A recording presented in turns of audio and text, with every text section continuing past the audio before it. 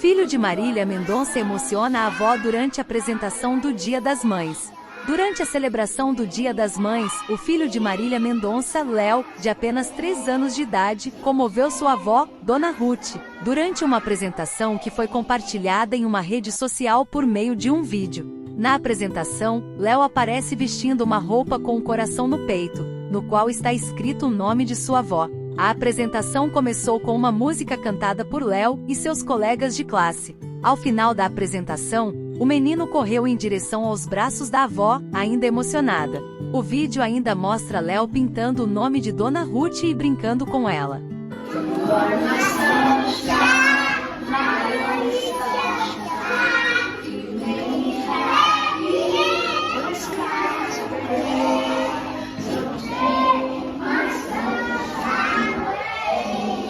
Pedro Cardoso escorraçado do consulado brasileiro em Portugal. O ator Pedro Cardoso, que reside em Portugal há alguns anos com sua família, relatou ter sido expulso do consulado brasileiro em Lisboa na última quinta-feira, 11. Ele tentava renovar o passaporte de sua esposa após inúmeras tentativas frustradas pelo site. Em um vídeo compartilhado em sua conta no Instagram, o artista explicou que se recusou a aceitar a solução inadequada que um dos funcionários lhe ofereceu e por isso, foi expulso pela polícia. Ele procurou ajuda na Embaixada Brasileira, onde foi bem recebido e aconselhado a escrever um e-mail para a ouvidoria consular. Pedro Cardoso criticou a conduta do vice-cônsul, que teria colocado suas mãos sobre ele e o constrangido durante o episódio. Bem, pessoal, dando continuidade aqui ao drama do dia de hoje. Depois de ter sido escorraçado do consulado brasileiro em Lisboa, escoltado pela polícia para fora, porque eu não quis compactuar com a cena macabra que o funcionário queria fazer, eu fui à Embaixada do Brasil. Lá fui muito bem recebido, fui atendido por um funcionário, eu fui lá pedir ajudas, o que eu faço numa situação dessa, que é para isso que serve a Embaixada. E o senhor que me recebeu lá, muito gentilmente, me indicou que eu deveria escrever um e-mail para a ouvidoria consular. Me deu o endereço, eu saí de lá então com esse endereço, ele cumpriu a função dele, foi muito útil, eu então escrevi o e-mail. Agora eu vou ler o e-mail que eu acabei de escrever e mandei para lá, tá? Para nós acompanharmos como é que vai se desenrolar essa situação. Eu escrevi assim: hoje, 11 de maio de 2023, eu me dirigi ao Consulado do Brasil em Lisboa, lá chegando por volta das 12 horas. Fui em busca de esclarecimentos. Há 3 semanas, minha esposa e eu vínhamos tentando, sem sucesso, nos entender no site chamado e-consular, única forma de fazer agendamentos para todos os serviços. O site funciona mal, muito mal. Na verdade, ele não funciona. Havíamos já perdido muitas horas metidos nele sem havermos conseguido obter o agendamento para a renovação dos passaportes dela e de nossa filha menor. Ao chegar na porta do consulado, fui recebido por um agente da polícia portuguesa. Arma na cintura, o que é por si só já agressivo. Mas o oficial local foi atencioso, mas daquela atenção protocolar que sabemos ser inútil. Ele me repetiu o que aprendeu que deve dizer, que é me indicar que devo voltar ao site. Eu disse a ele que eu estava lá presencialmente justamente porque o site não funciona e que por essa razão eu queria falar com um funcionário do consulado. Ele me disse que sem agendamento não havia a menor possibilidade. Vejam, eu não estava sendo atendido por um funcionário do consulado, mas por um policial português, pessoa certamente sem treinamento para atender brasileiros à porta dos consulados. Diante da recusa irremediável do policial, eu afirmei que ficaria esperando na porta até ser atendido, ao que ele me disse, salvo engano meu, que eu posso estar enganado, que eu esperasse no sol. Fiquei profundamente afrontado. Gravei então um vídeo denunciando as dificuldades que estava enfrentando e publiquei na conta de Instagram na qual me dedico a tratar de temas políticos, além de alguma publicidade de peças minhas de teatro. Minha revolta era grande, fiz ilações sobre o autoritarismo do projeto e-consular e a recente ascensão do fascismo bolsonariano na administração federal.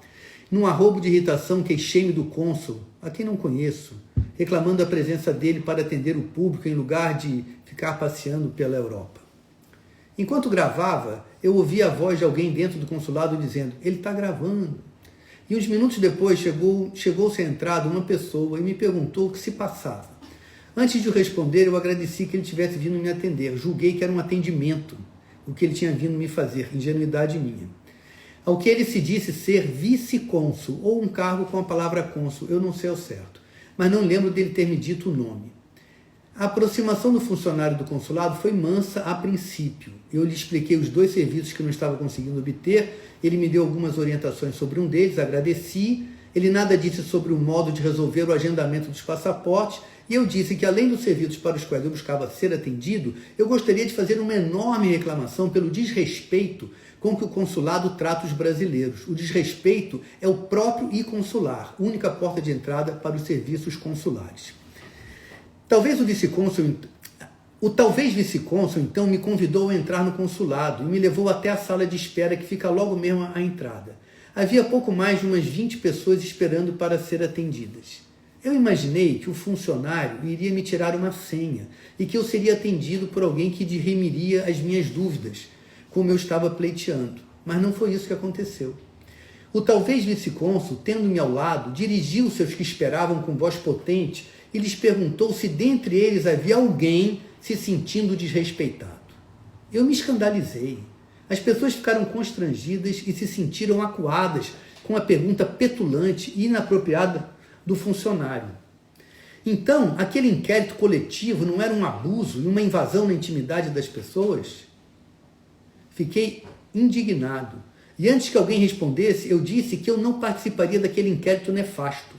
Conheço muito bem o quanto custa chegar até aquela sala de espera, o desespero de depender do consulado para obter documentos essenciais e o quanto nós nos sentimos reféns do funcionalismo público. Eu não deixaria que aquele vice-cônsul valesse de mim para oprimir ostensivamente os meus concidadãos. Diante da minha recusa em deixá-lo prosseguir na ilegalidade que ele cometia, o talvez vice-cônsul encolerou-se e disse-me então que eu saísse do consulado. E a confirmar o que dizia, pôs a mão no meu ombro como quem iria conduzir-me para fora. Nisso eu disse, não toque em mim. Ele recuou, mas pensou rápido, afirmando, eu não toco, mas a polícia toca. Um outro policial português, não o mesmo que me atendeu à porta, conduziu-me para a saída com um toque leve nos meus ombros, mas que não era menos agressivo, por ser suave. No pequeno caminho que separa a sala da saída, o vice-cônsul passou a me dizer que ele havia me recebido educadamente. Ele tinha ares de ofendido, como se a agressão não fosse o que ele havia acabado de fazer comigo e com as pessoas que esperavam. Educados a princípio havíamos sido eu e ele, mas quando eu lhe neguei a cena autoritária, frustrado talvez pela perda da oportunidade de me humilhar, a educação dele desapareceu como se nunca fosse. Rapidamente ele disse que, e aqui está a ofensa que ele me fez, que eu não era melhor do que ninguém. Ao que eu respondi, nem eu nem você. E sabem, senhoras e senhores, o que ele me respondeu? Eu sou autoridade. Foi isso que o funcionário do consulado, talvez vice-cônsul, me respondeu, que ele era autoridade. Eu retruquei já com metade do corpo para fora do consulado, dizendo, a autoridade é o povo. Todos e cada um de nós. Mas ele já não me suportava. Virou-se para se esconder dentro do consulado, que ele habita, como se fosse a casa dele, e não uma repartição pública, e disse ao policial que me expulsava, se ele te desacatar, eu não tenho certeza, mas acho que o fim da frase foi, prenda ele. Não tenho certeza. Eu, que não sou de desacatar ninguém, percebi até certa tristeza no policial português por ter que cumprir uma ordem tão despropositada. Uma vez na calçada, eu gravei outros vídeos, fiz uma interferência ao vivo, denunciando a agressão que sofri. Ao dizer para mim que eu não sou melhor do que ninguém, o funcionário concursado do consulado dizia que eu havia me comportado como se me achasse melhor do que os outros, como se eu tivesse chegado lá me valendo do acidente de ser conhecido para obter vantagem, como se eu houvesse em algum momento alegado que a minha fama traria consequências negativas a ele caso eu não fosse atendido. Eu nunca demandei tratamento diferenciado pelo poder que eu teria por ser conhecido, jamais. O talvez vice-cônsul me injuriou ao afirmar pela negativa que eu teria me feito diferente dos outros. Estive tentando fazer o agendamento como todo cidadão, fui pessoalmente ao consulado como todo cidadão vai. Antes do vice-cônsul vir à porta falar comigo, pelo menos outras 3 pessoas foram até lá com questões semelhantes à minha. Cobrei competência do serviço como todo cidadão tem o direito de cobrar. Se o talvez vice-cônsul veio me atender à porta por saber que eu fazia um vídeo e por eu ser um ator conhecido, é ele quem faz deferência a famosos, não eu que pedi. O meu ofendedor deveria saber que eu nunca pedi favores a funcionários públicos, nem frequento os salões do poder. Sou e me comporto como um cidadão tal qual todos nós, e por isso mesmo me sei pleno dos meus direitos. Só um parênteses aqui que eu não escrevi, mas para todo mundo lembrar. Eu sou primo do Fernando Henrique, vocês nunca me viram dentro do Palácio do Planalto quando o Fernando Henrique era presidente da República. Eu fiz campanha para o Lula a vida toda. Você nunca me viu dentro do Palácio do Planalto quando o Lula era presidente da República. Então dizer de mim que eu me comporto como uma pessoa diferente do povo brasileiro é me injuriar, e muito. Como o Dino tem feito, Flávio Dino, quem tem honra defende. É isso que eu estou fazendo aqui. Está feita aqui a minha reclamação. Bom, deixando o consulado, de onde fui expulso e ofendido, eu me dirigi à embaixada em busca de auxílio. Eu precisava de uma orientação. Fui recebido na embaixada por um funcionário que me passou este e-mail da ouvidoria e me garantiu que o serviço funcionava. Veremos. Está feita aqui a minha reclamação, a denúncia de um crime de ofensa, a tentativa do autoritário, talvez vice-cônsul, de me humilhar e a minha demanda por uma reparação imediata e que se conclua o agendamento da minha esposa e filha, sem que eu tenha que fazer nada além de ser informado. Que este consulado passe a trabalhar para o cidadão e não mais contra o cidadão. Que o cônsul responsável conheça a agressividade incivilizada do seu subordinado e o reeduque para o serviço público. No momento, minha esposa e filha permanecem sem o passaporte e sem condições de viajar, portanto. É como estar preso num país estrangeiro. Seria, não fôssemos nós de nacionalidade portuguesa também. Mas a maioria dos meus concidadãos não são binacionais. Eles são reféns do serviço consular. São muitas as angústias que passam com a ineficiência do consulado e seu ineficiente sistema eletrônico. É por mim e por todos que eu reclamo. E reclamo como quem se sabe dono do país. Eu e os meus concidadãos somos donos desse consulado. Nós pagamos para que ele funcione. E como os donos que somos, temos o direito e o dever de apontar-lhes as falhas. Apontar-lhe as falhas. A autoridade não é o funcionário, como me disse o talvez vice-cônsul. Ele é o agente da autoridade, mas a autoridade é o povo. O agente atua para realizar a vontade popular. Assim é que é, ou assim é que deveria ser. Espero que a Embaixada do Brasil em Portugal tome as providências necessárias para otimizar o serviço consular no país. É isso, colegas. Vamos enfrentando o poder que se manifesta violento através da burocracia.